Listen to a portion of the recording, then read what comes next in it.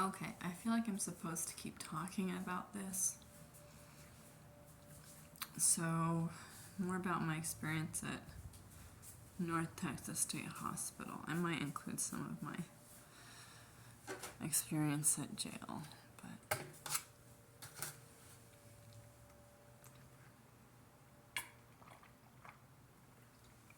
there also may be some telling of past things that happened in my life.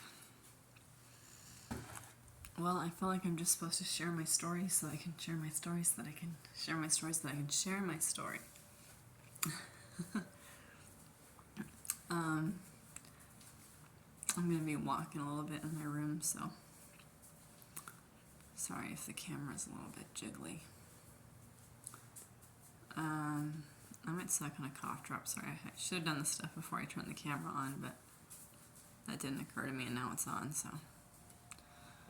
Look, me in black and white light. Light. My window's open. Feels nice. Get some air in here. Getting a cough drop, one sec.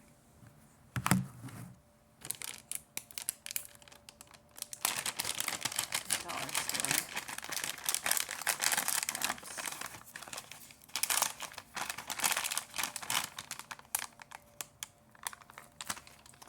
We had a dollar store in Missoula where everything was actually $1. But the Family Dollar, everything's not $1. Most things are not $1. It's called like Family Dollar because that means like saving money, I guess. Well, it's kind of deceptive if you've been to an actual dollar store.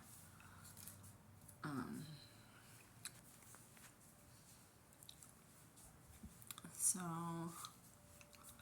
yeah, I just felt like I should get back on camera and talk to you guys. I don't know when any of you will see this. As of when I looked, like right after I posted my other videos today, no one had watched it.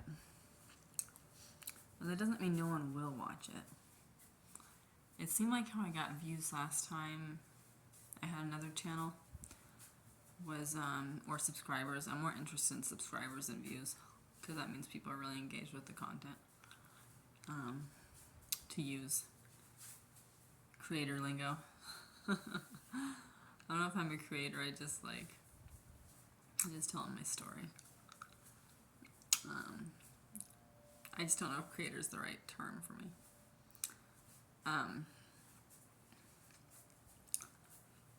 But I feel like I was supposed to tell you some stuff. Well, maybe I'll switch the subject to what I was going to talk about a little bit. It's just hard for me to talk sometimes. It's like my ex-husband, he would always try to get me to talk, and I was kind of like a kid who didn't talk too much, and I still am called quiet as an adult. I didn't talk that much because it didn't seem like what I had to say made any difference in my family system. Because it didn't. I know I tried it when I was little. I'm not necessarily a non-talkative person. I just don't find that there's a lot to say a lot of the time.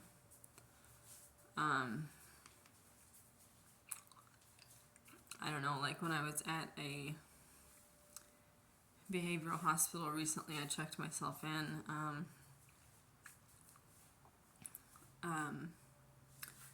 There was another woman there who liked to make fun of everybody. Which was funny because she told this story in group about how she got made fun of and how much it hurt her, and she was crying. And then she just turns her head does that not register with her that she's doing the same thing to other people that she perceives as different or annoying? And it's just, what? I didn't feel like I could be friends with people who are making fun of other people, because it's just not my style. Sometimes I'm going to laugh about a funny moment with a person, but I won't that I didn't understand, but that's just kind of a reactionary thing. It's not like I'm trying to make fun of them. But Anyway, so my ex-husband, we'd be sitting on the couch and he'd be trying to force me to talk to him. And that's just not something I wanted to do. I didn't have anything to freaking talk about. You know, I had a difficult childhood where I had too much responsibility. And that was kind of that. I can remember half of the abuse that happened to me, and I still can't. But I know stuff happened to me when I was a little girl.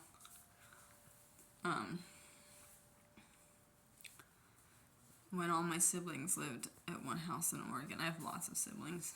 Most of them are half siblings, so hopefully this video isn't making you dizzy at all. Because I'm kind of just walking around my room in a semicircle.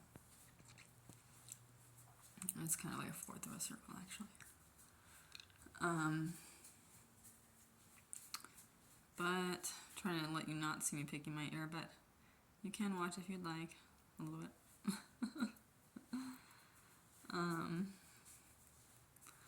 It's just I get like the kind of this calcium buildup. It feels like calcium. I don't know what it really is. On the outside of my ear and on my back of my head. I'm gonna see a dermatologist relatively soon. It's really a far off appointment, but every appointment you try to get through the poor people health system in Houston is far out. So that's lame, but it is what it is, and I can't change it. Not immediately.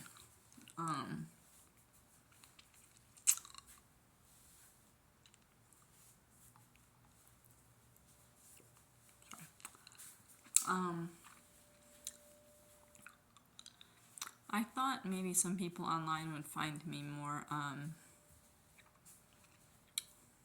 agreeable as a person. People in real life, I don't know. It's a mixed bag. But I just thought I might find some kindred souls online. Or they haven't found really kindred souls in the real world. I don't necessarily need people to talk to. I just want people to understand my story and maybe resonate with it on their own level.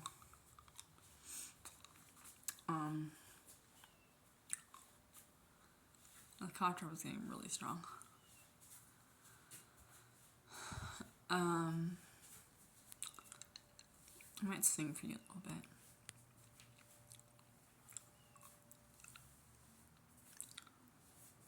I'll take the cough drop out. And then try not to let you see the cough drop as it comes out, because I think that's kind of gross. Set it there. Okay.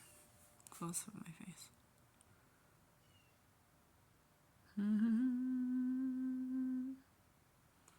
That interests me. Does it interest you guys, seeing my face up that close?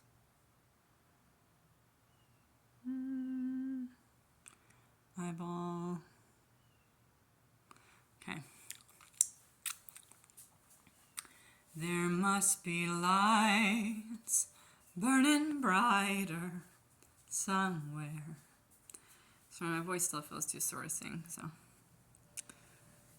yeah, it's been sore for a while now.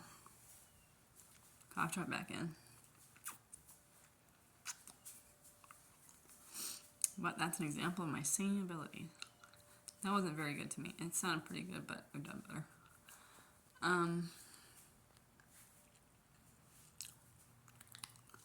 I was listening to some tarot readings, and it was like they were urging me to not be like too set on accomplishing a lot. And then she suggested like that what I want is like a slow life where I can relax, which that is kind of a lot of what I want, because my life has been so like fast and hectic. After I left my family, of course, it was of my own making, but it's hard to learn lessons overnight, so I did not learn them that quickly. these days I can make it on time to an appointment, but sometimes I still don't. And for instance, I used to be late to my first class in college a lot because it was hard for me to organize my time to even understand how to get there in the morning. But once I was at the university, I could just walk to the next class. So that was pretty easy at that point. But all the stuff you have to do in the morning to get ready, I just couldn't quite organize it in time to make it on time to class.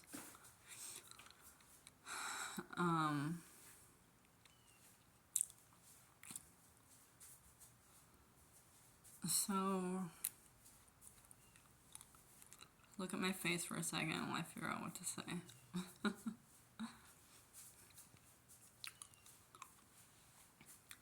If I hold the camera up like this, it looks kind of cool.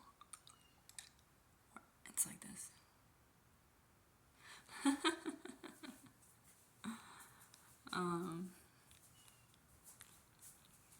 Yeah. I get kind of in love with my face after I see it on video for a while. Because when I look in the mirror, I don't think I'm that pretty a lot of the time. But when I see myself on video, I feel like, yeah, I'm pretty. That's cool. And then I just like kind of want to look at my face more.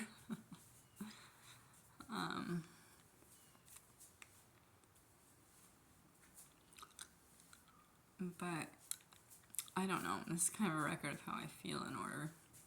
I just divulged a bunch of like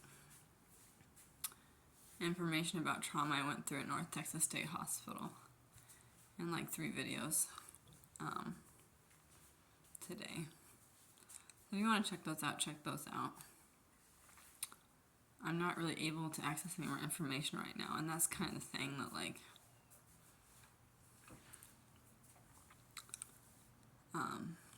my ex-husband would try to get me to do was like when I was already emotionally exhausted, which was kind of all the time, he would try to get me to like say more about how I was doing, like, and have some plan to feel better next time, which meant that whatever I did was never okay with him.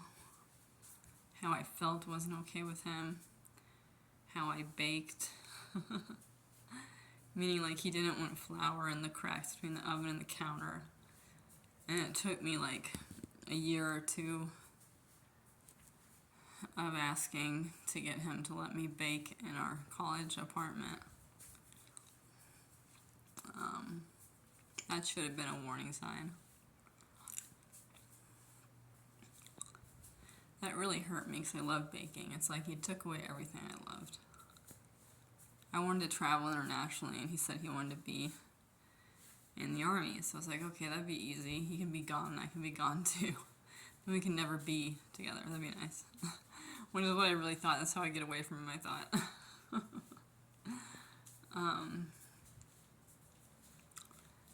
But yeah, I get a little nervous when I feel like I'm on a roll, and then I just kind of lose the thought. I